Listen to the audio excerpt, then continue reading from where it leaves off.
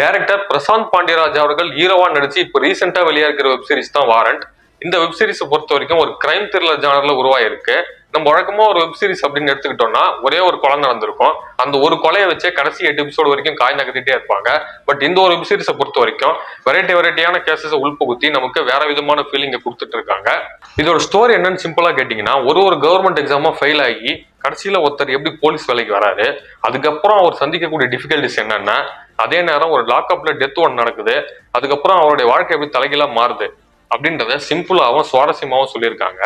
And இந்த ஒரு web series ரொம்ப உண்மைத்தன்மையோட இருக்கணும் அப்படின்றதுக்காகவே நிறைய கெட்ட வார்த்தைகள் யூஸ் பண்ணி எடுத்திருக்காங்க. அதே நேரம் சிங்கிள் ஷாட் சீன்லாம் பாராட்டும் வகையில பிரமாதமா இருக்கு.